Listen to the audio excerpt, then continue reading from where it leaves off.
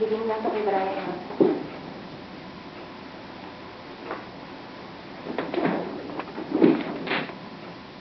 Sabi na rin na malapit na maluto yung hapunan. Ano, salamat.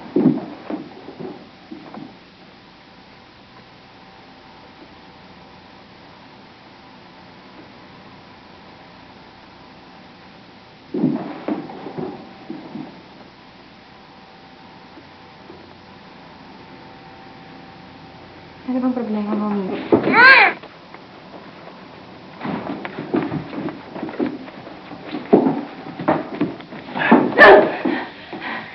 Mahal.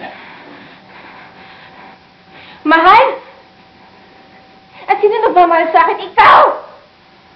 Kaya nga ako nandito eh. Para alam ko nagkamali ako noon. Pero nandito na ako. Humingi ako ng tawad sa'yo. Tawagin mo ako. Kung kinakailangan ko humingi ng tawad pa ulit-ulit, gagawin ko. Akala ko yung Rancho, yun ang pinaka-importante sa lahat. Yung mapatunayan ko sarili ko. Pero kahit tuluyan mo, wala sa akin lahat yun. Kahit di ko na mabawi yung matatanggap ko. Kasi ano pang halaga ng buhay ko kung wala ka na? Tama na, amigo! Tapos na tayo! Ayoko na! Bakit? Dahil ba wala akong pera? Yun na naman pinagkaiba namin, di ba? Kapal ang mukha mo! Pera? Yun lang naman nakasok kung ba't nandito ka pa? Nandito pa ako para sa pamilya ko! Kasalanan ba yun? Wala namang kaso magtrabaho ko para sa pamilya mo. Pero yung magkunwari ka, mahal mo ang isang tao, hindi ka naman mahal. Bakit ako nakakasiguro na hindi nga niya ako mahal at ako nakukunwari lang?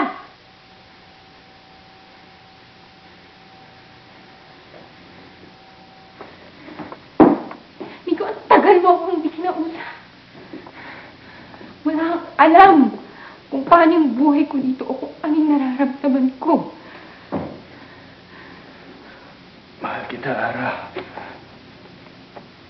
Pero mahal na mahal pa rin kita. Anong alam mo sa pagmamahal? Mahal mo ako pero hanggang ngayon hinuhusgahan mo pa rin ako.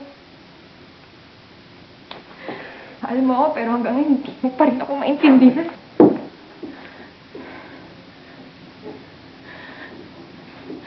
Alam mo ba kung ano na pagnaanan ko dito?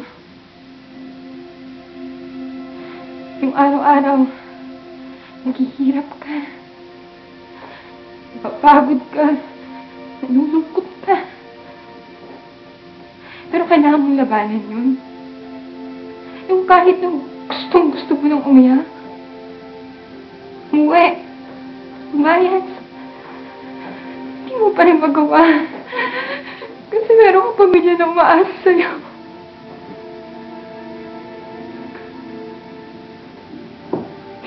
Hindi mo alam kung gaano kasakit. Yung gabi-gabi, umaasa ka na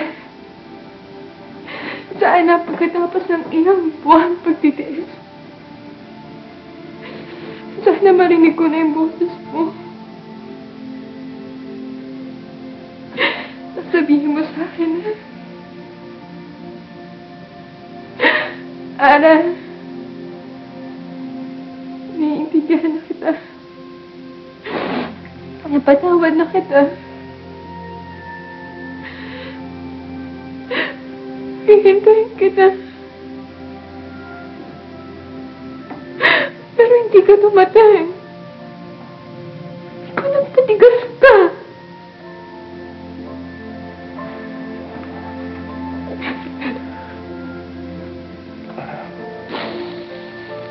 Bigyan mo ako ng isa pang pagkakataon.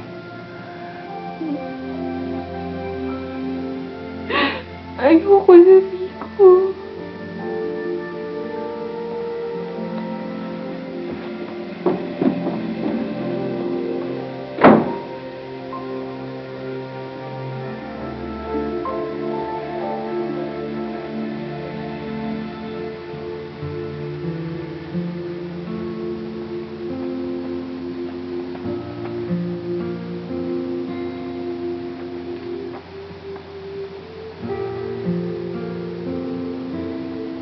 Paalis na si boss bukas at may mga pinagbilin siya sa akin.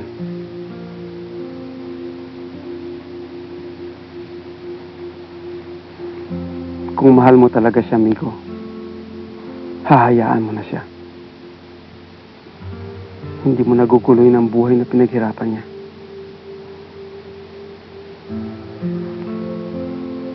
Alam natin pareho na mas mabibigyan siya ni boss ng magandang buhay. Ikaw, ano bang maibibigay mo sa kanya?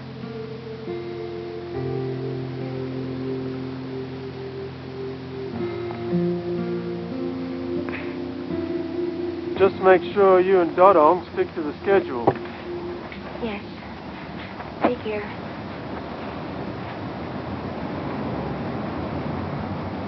You all right? Yes.